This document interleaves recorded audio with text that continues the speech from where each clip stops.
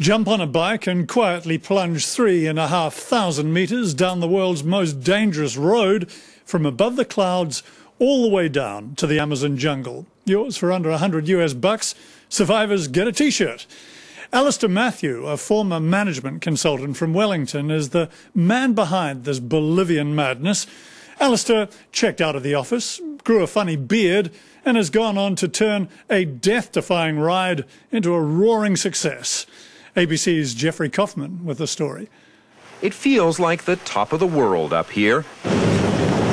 We are high in the Andes Mountains of Bolivia, 3 miles above sea level. The clouds below obscure our destination. Somewhere down there in the rolling mist is a treacherous mountain track they brazenly call the world's most dangerous road. It is that road that brought this group of adventurers to this lung-sapping, bone-chilling locale just after sunrise. In order to do this, we're going to run through some basic techniques. My name's Alistair Matthew. I run a company called Gravity Assisted Mountain Biking here in Bolivia, South America, taking people on mountain bike rides down what's commonly referred to as the world's most dangerous road. I've been doing this for almost 10 years now, and the whole road itself has now become quite a stop on the backpacker travel circuit and quite an attraction for people coming to Bolivia. The locals, when I started out, they thought I was crazy. I think they probably still do, but now that there are so many other businesses trying to offer the same thing that we are, people see it's an industry. It's no longer just some crazy Kiwi taking 2 or 3 people a day down the hill. We want 2 fingers on the brakes, 3 fingers on the handlebars at all time. 24-year-old Jeff Klassen arrived in Bolivia from Nepal, where he climbed to the base of Everest.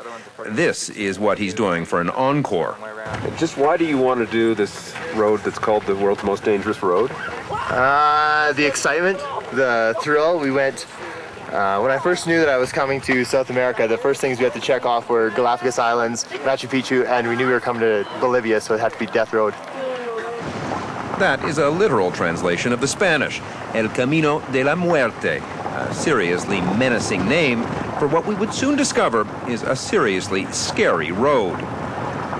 It is little more than a narrow ledge carved into the mountainside, a 2-way road often no wider than a single car, a rocky ribbon of blind corners and hairpin turns. The road itself got its name, the world's most dangerous road, from bus and truck accidents. In its worst ever year, there were 26 vehicles off the side and 320 people dead, which is a lot of people on a not that frequently used road. Unfortunately, between all of our competitors, 11 people have died so far biking the road. Nobody's died with us and 32,000 people. These brakes are really, really good, so you're only ever going to apply them calmly and gently while smiling and singing a happy tune. Okay? Well, okay. Having come this far, it seemed like there was only one way to tell this story. I joined the group.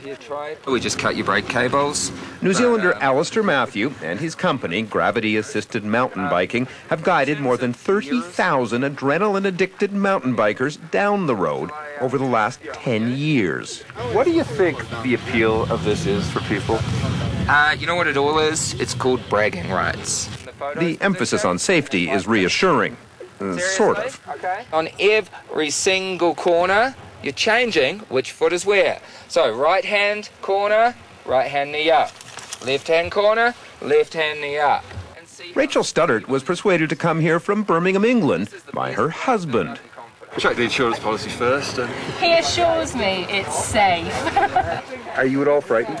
I am a little, yeah, but it's a fear that I still got to do it. We're going to share a little bit of a blessing with Pachamama, who is the Bolivian earth goddess. She's going to be happy with us and she's not going to need a blood sacrifice today, okay? The ride begins gently enough. We will cover 60 miles and drop from 16,000 feet above sea level to 5,000 feet, traveling from the high plains of the Andes through the clouds to the subtropical jungles of the Amazon. You're gonna kill me, man. The first 15 miles are paved, which gives us all a chance to get used to the bikes and the terrain and the traffic. It is not the kind of day they show you in the travel brochures. Thankfully, there are regular stops, giving the laggards a chance to catch up, and Alistair a chance to brief us on the adventures ahead. The bad news is we're at 11,400 feet above sea level here, which means there's very little oxygen. You are going to find it tough on this section. It's about 3 miles, 3.5 miles of pedaling mostly uphill. Almost everyone can give it a go. We have a support vehicle behind us all day, so if people get nervous or if they're going so slowly or riding unsafely that we can put them in, we probably get, in an average week, we probably get a couple of people who definitely sit out some sections. The elements add to the challenge: sleet and pelting rain and a wet, slippery road. One more big hill to go. There was no oxygen in the air. I just couldn't breathe. I was just really, really tired. So I had to get off the bike and walk.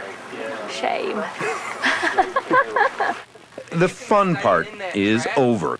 Just round the corner, it's going to get about 1/3 as wide, a little bit steeper, bumpier, slipperier and muddier. Off to our left, there will be anything from 300 foot to about 1,000 foot parachuting options.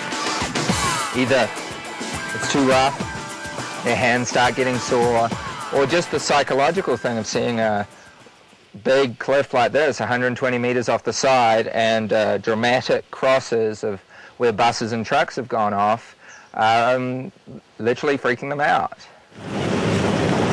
It is true that you don't have to do a lot of pedaling, but it would be a mistake to think that going downhill here is easy. It takes concentration. One wrong move really could be fatal. I had a bit of a fall back there. I decided to say hello to the ground. What happened? It was too bumpy. It was really loose gravel and I just hit the gravel and just went to the side. But fortunately went to cliffside rather than drop side. Are you okay? Yeah, I was fine. Absolutely, just my pride. But for adrenaline junkies, what a thrill, especially when the clouds lift. You want to look up and look around, but you can't. Keep those eyes on the road. Have you been frightened at all? On every corner. No, it's lots of fun. It gets your heart rate going, but yeah, it's lots of fun. And just in case you're feeling cocky and overconfident, there are those crosses lining the roadway in memory of the thousands who have died here cascading over the cliff sides. We're almost at the end. Okay, we've got about 20-25 minutes from here. Like the best of the theme park rides, the road saves a few thrills for the finale. A few splashes, some gentle coasting, and we arrive safely at the end. Even Jeff, the guy who climbed to Everest Base Camp, pronounces himself impressed. This could be the highlight. Really? Really. Everest might be a touch higher.